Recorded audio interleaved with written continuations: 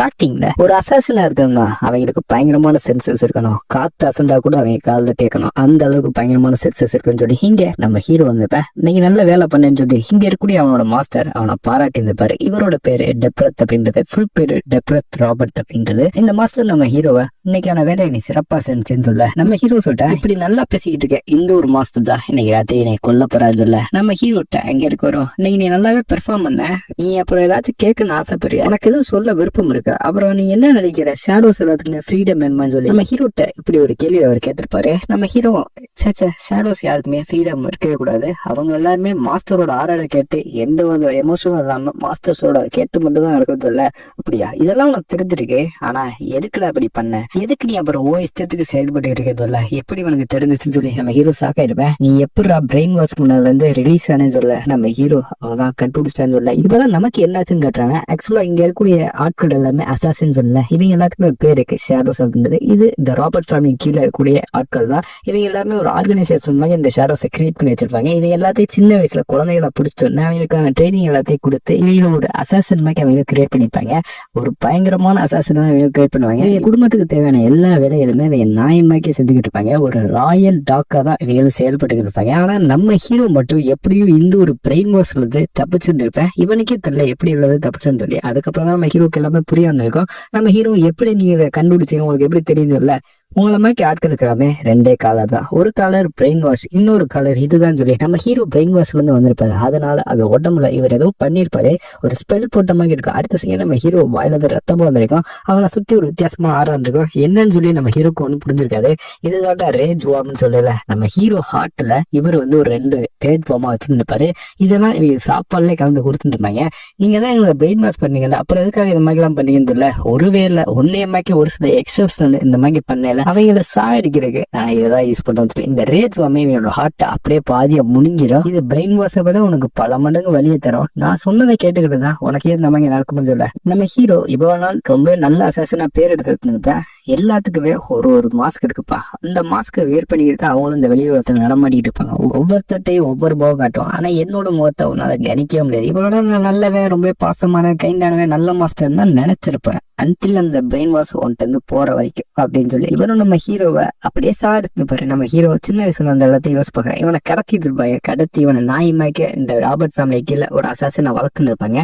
எப்படியோ நம்ம ஹீரோக்கு மட்டும் ஒரு டிவைன் ஸ்கில் கிடைச்சிருக்கும். ஆனா எப்படியோ லேர்ன் பண்ணிருப்பேன். அதை ஃபயர் ரிங்னு சொல்லுவாங்க. இந்த ஃபயர் ரிங் ஒரு டிவைன் ஸ்கில். இது மூலமா நம்ம ஹீரோ இந்த கான்டினென்ட்லயே ஒரு பெஸ்ட் ஸ்வார்ட்மேனா இருந்திருப்பேன். இவன் ஒரு அசாசின் வேற. இந்த ஸ்வார்ட்மேன் ஸ்கில்ல வச்சு பல கொலைகள் பல வேலைகளை பண்ணிருந்திருப்பேன். நம்ம ஹீரோ இந்த ஸ்கில்ல வச்சு நம்ம எப்படியும் விடுதலை வாங்கியும் சொல்லி நம்பிக்கையோடு இருந்திருப்பேன். ஆனா ஏன் எனக்கு இப்படி நடந்துச்சு சொல்லி நம்ம ஹீரோ நான் என்ன பாவம் பண்ண எதுக்காக நான் இப்படி சாகுறது சொல்லி நம்ம ஹீரோ விடுதலைக்கான போக வேண்டியிருப்பேன். ஆனா இப்படி நாம சாகக்கூடாது, நம்ம ஒரு மிகப்பெரிய அசாசனை, நம்ம எதுக்காக இப்படி சாகணும், ஒருவேளை நம்ம சாகிறதா இருந்தாலுமே கண்டிப்பா இவனை ஏதாச்சும் செஞ்சுட்டு தான் சாகணும்.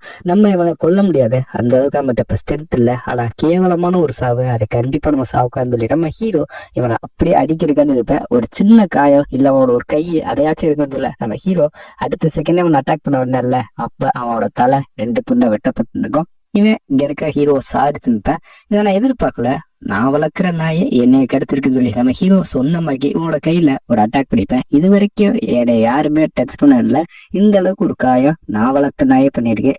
அவனை கிளீன் பண்ணுறான்னு சொல்லி நம்ம ஹீரோ செத்து போயிருந்திருப்பேன். அவனை தூக்கி எறியக்காண்டி இருந்திருப்பாங்க. நம்ம ஹீரோட தலை தனியா 2 துண்டா பொழந்து இருக்கும். நம்ம ஹீரோ இவனை நம்ம தோக்கடிக்க முடியல. இவன் ரொம்ப ஸ்ட்ராங்கா இருக்கு, நம்ம ரொம்ப வீக்கா இருந்தனாலதான் இது எல்லாமே நடந்துச்சு சொல்லி நம்ம ஹீரோ அவனோட வாழ்ந்த வாழ்க்கை இது ஒரு அர்த்தமில்லாத வாழ்க்கை. இவனுக்கு கீழே அடிமையாக சொல்ற பேச்சை கேட்டுட்டு மேனிபுலேட் பண்ணப்பட்டு என்னடா வாழ்க்கை வாழ்ந்து கடைசியில எனக்கு ஒரு ஃபயர் கிடைச்சு அந்த பவர் கூட என்னால ஃபுல்லா கம்ப்ளீட் பண்ண முடியலன்னு சொல்லி நம்ம ஹீரோ கடவுள் இருக்கீங்களா இல்ல டீமன் இருக்கீங்களா, யாராச்சும் ஒரு ஆள் எனக்கு உதவி பண்ணுங்க, எந்த பவராக கொடுங்க, நான் உங்களுக்கு கீழே விசுவாசமா இருப்பேன், எனக்கு இந்த ரிவெஞ்ச் எடுக்குன்னு சொல்ல நம்ம ஹீரோக்கு ஒரு சிஸ்டம் பாப்ப மெசேஜ் மாதிரி இருக்கும். You have been chosen by ரேஜ்னு சொல்லி அடுத்த செகண்டே டார்கெட் ரிசல்ட் செத்துருச்சு யாராருன்னு சொல்லி இருக்கும். இப்ப அப்படியே ஒரு ஃபேமிலி தான் கட்டேன். அங்க இருக்கக்கூடிய அம்மா ஒரு குழந்தைகிட்ட விளாண்டுப்பாங்க. நம்ம ஹீரோ தான் இந்த குழந்தையாவே இருக்கும். அவன் ரீஇன்கார்னேட் பண்ணி தான் இந்த ஒரு அம்மாவோட குழந்தையாவே பிறந்திருப்பேன். நம்ம ஹீரோ இது எல்லாமே கனவு நினைச்சுக்கிட்டு இருந்திருப்பேன். அப்புறம் தான் நம்ம திரும்ப ரீமான் ஆயிட்டோம் அப்படின்னு சொல்லி நம்ம புரிய வந்திருக்கோம். இவனுக்கு இவனோட பாஸ்ட் மெமரிஸ் எல்லாமே இன்னுமே ஞாபகம் வந்திருக்கும். நம்ம ஹீரோட்ட அங்க கூட பொண்ணோம் கூடிய சீக்கிரமே பேட்ரியாச் இந்த இடத்துல வந்தவர் கிங் வந்துருவாருன்னு சொல்ல பேட்ரியாச் இந்த பொண்ணுக்கு என்ன வேணும்னு சொல்லி நம்ம ஹீரோ டவுட்டா இருந்திருக்கோம். இவனுக்கு பேர் வைக்கிறதுக்கு என்ன அவரு கூடிய சீக்கிரம் தான் வரப்போறாரு. நம்ம இப்பதானே ரீகட்டேன்னு இருந்திருக்கோம், அதனால ரொம்ப யோசிக்க கூடாது. ஆனா இப்போதைக்கு நம்ம பார்த்த வரைக்கும் நம்ம ஒரு செழிப்பான நோபல் ஃபேமிலி தான் பிறந்திருக்கோம். இது போதுமே நம்ம ரிவெஞ்சுக்கு,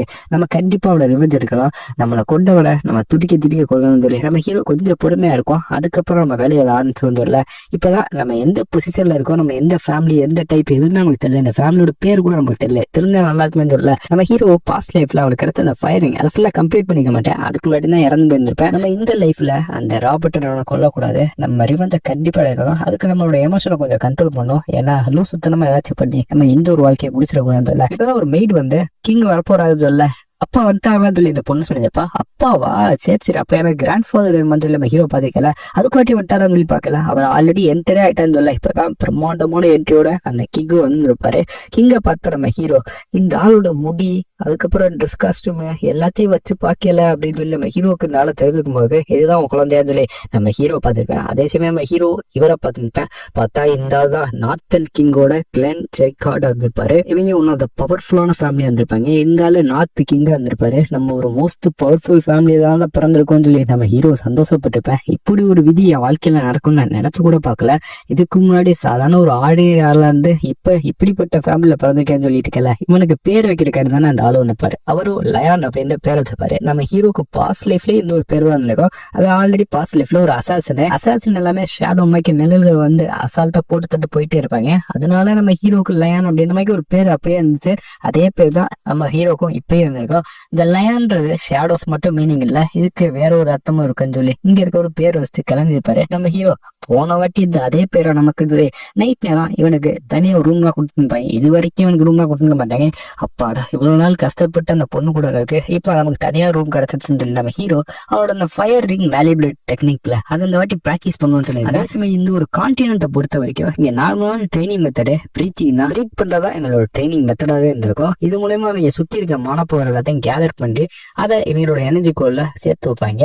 இதுதான் இவங்களோட பிரீத்திங் ட்ரைனிங் மெத்தடா இருந்திருக்கும். நம்ம ஹீரோ இப்படிதான் யதார்த்தமா அந்த ஃபயரிங் இருக்குல்ல அதை அப்டேட் பண்ணி வைப்பேன். நம்ம ஹீரோ கிடைச்ச அந்த ஃபயரிங் பவரோட பாதை வித்தியாசமா இருக்கும். சாதாரணமா இங்க இருக்கக்கூடிய மேது எல்லாமே மானா சர்க்கிளை கிரியேட் பண்ணி இவங்களோட ஹார்ட்டை ஷேப் பண்ணுவாங்க.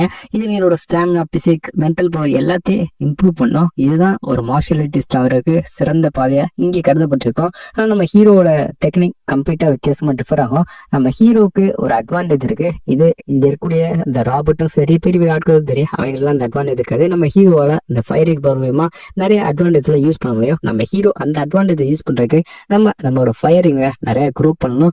மென்டலாவும் சரி பிசிக்கலாவும் சரி நம்மளோட பவர் நல்லா இம்ப்ரூவ் பண்ணி ஸ்வாட்மேன்ஷிப் எல்லாத்தையும் கத்துக்கிட்டு இந்த ஃபேமிலியோட பவர் மூலயமா நம்ம அந்த ராபர்ட் ரிவெஞ்ச் இருக்கணும். இது ஒன்றும் கனவா போகாது. இந்த வாட்டி அவன் நம்ம கண்டிப்பா பழி வாங்கலாம். அவன் என்னதான் பயங்கர பவர்ஃபுல்லா தானே நமக்கு ஒரு சான்ஸ் இருக்கு.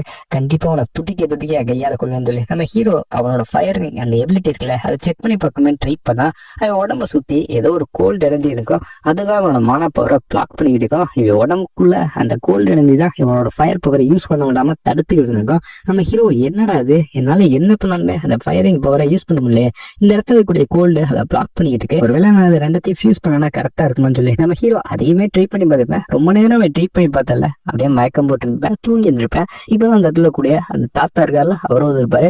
நம்ம ஹீரோ ஒவ்வொரு நாளும் குழந்தை பேக் ஆக்டிவ் போட்டுக்கிட்டு இருப்பேன். சரி இதுதான் இருக்கல வேதனையா இருக்காது, கோல்டு எனர்ஜியை கூட தாங்கிக்க போக்கு. ஆனா இப்படி பெரிய மனுஷன் சின்ன குழந்தை மாதிரி நடிக்கிறதா நான் ஏத்துக்க முடியும்னு சொல்ல இந்த இடத்துல ஒரு செயின்ட் வந்திருப்பாரு. செயின்ட் நீங்களாம் சொல்ல இன்னும் சார்னே கூப்பிடுமா, எதுக்குமா செயின்ட் எல்லாம் கூப்பிடுறேன்னு சொல்லி. இந்த செயின்ட் சாதாரண ஆள் கிடையாது. இந்த இடத்த சுத்தி எக்கச்சக்கமா டிவைன் பவர், மெடிக்கல் டெக்னிக்ஸ்க்கு, ஸ்கில்ஸ் இதெல்லாம் இந்த உலகத்தை சுத்தி இருக்கும். எல்லாருமே கத்துப்பாங்க. அதுல ஒன் ஆஃப் த பெஸ்ட் ஆளா இவர் தான் இருந்திருப்பாரு. இவர் டாப் மோஸ்ட் ஃபேமஸ் பிசிஷியனா இருந்திருப்பாரு. இவருக்கு மேஜ் ஸ்கில் எல்லாமே இருந்துரும். நம்ம ஹீரோவை பார்த்து இருந்திருப்பாரு. நம்ம ஹீரோ இந்த ஆள் எப்படி அப்படின்னு சொல்லி இங்க இருக்கக்கூடிய ஹீரோவும் சாக்கா பார்த்தமே. இந்த ஆளு நம்ம ஹீரோவை செக் பண்ணி பார்க்காரு. உடம்புல ஏதாச்சும் இருக்கா, ஏதாச்சும் குறைபாடுகள் இருக்கான்னு சொல்லி செக் பண்ணி பார்த்துட்டு உனக்கு என்ன பேர் வச்சீங்கன்னு சொல்ல லயான்னு பேர் வச்சிருக்கோம் அப்படின்னு சொல்லி சொல்லல. லயான் இதுக்கு பேர் வச்சிங்க, அது மீனிங் ஷேடோஸ் தானே சொல்ல. அது என்னன்னு தெரியல, எங்க அப்பா தான் வச்சா சொல்லி அந்த பொண்ணு சொல்லியிருப்பா. இருந்தாலும் கேஷுவலா பேசிக்கிட்டு இருந்தப்ப அப்ப இவனுக்கும் கிங்குக்கும் நிறைய வருஷம் பழக்கம் இருக்கும் போல இருக்கே, அதனால அப்படி அந்த ஆள் பேர்லாம் சொல்லி அசால்ட்டா பேசியிருக்கான்னு சொல்லி நம்ம ஹீரோ பார்த்துருந்தேன். நம்ம ஹீரோட உடம்புல ஏதாச்சும் குறைபாடுகள் இருக்கான்னு சொல்லி அவரை செக் பண்ணியிருப்பாரு. செக் பண்ணதுக்கு தான் அவருக்கு ஒரு விஷயம் தெரிய வந்திருக்கு. இவனோட பாடியை சுற்றி அந்த மானப்போர் எல்லாத்தையும் பிளாக் பண்ணது ஒரு பிட் அண்ட் கோல்டு கர்ஸ் அப்படின்னு சொல்லியிருப்பாரு. அந்த ஒரு சாபத்தினாலதான் இவனோட பாடியில மானப்போரே வரமாட்டேங்குது. இப்படியே விட்டோம்னா இவன் என்ன கொஞ்ச நாள் தான் இருப்பேன், அதுக்கப்புறம் இறந்து போயிட்டான்னு சொன்னாங்க. அதுக்கப்புறம் அதை கேட்டு அந்த அம்மா சாக்கா இருந்திருப்பாங்க. என்ன சொல்றீங்க, இதெல்லாம் பொய் தானே அப்படின்னு சொல்ல. இல்லம்மா, நான் உனக்கு இப்போதைக்கு பிரிஸ்கிரிப்ஷன் எழுதித்தரேன், அதை யூஸ் பண்ணி எப்படியாச்சும் அவளை கியூர் பண்ண டைப் பண்ணு. அது எனக்கு 100% உதவுமான்னு தெரியல, ஆனா மேபி ட்ரை பண்ணலாம் அப்படின்னு சொல்லி இவனு சொல்லியிருப்பாரு. இப்பதான் இங்க ஒரு மெய்டு வந்து உங்களை கிங்க பார்க்கணும் சொல்லலாம்னு சொல்ல, அதுக்குள்ளாட்டி அவனுக்கு என்ன அவசரம், உடனே என்னை கூப்பிட்டான்னு சொல்லி இவரு சரி வரேன்னு சொல்லியிருப்பாரு. நம்ம ஹீரோக்கு ஒரு சந்தோஷம். ஓகே, நமக்கு என்ன பிளாக் பண்ணதுன்னு தெரிஞ்சிச்சு, ஆனா அது என்ன அப்படின்றத டீட்டெயிலா நமக்கு வரலாப்பா சொல்லிட்டு போயிருக்கான்னு சொல்லி அது கேர்ஸ்ன்னு சொல்லி நம்ம ஹீரோ இப்ப கண்டுபிடிச்சிருந்தப்பேன். அதுதான் நம்மளை தடுத்துக்கிறதுக்கா இவங்க சொல்ற மாதிரி நம்ம செத்து போயிருவோம்னு சொல்லி நம்ம ஹீரோக்கு அப்புறம் வேற டவுட் இருந்தாலும் இருக்கக்கூடிய அவனோட அம்மா தான் ரொம்ப கதறி ஃபீல் பண்ணி அழுதுப்பாங்க. நம்ம ஹீரோ பாஸ்ட் லைஃப்ல இருந்து பெரிய மனுஷனா தான் இந்த இடத்துக்கு வந்திருப்பேன், அதனால இப்பெல்லாம் என்னால பார்க்க முடியாது சொல்லி அழுகாதீங்க சொல்லி நம்ம ஹீரோ சின்ன குழந்தைய கையை வச்சு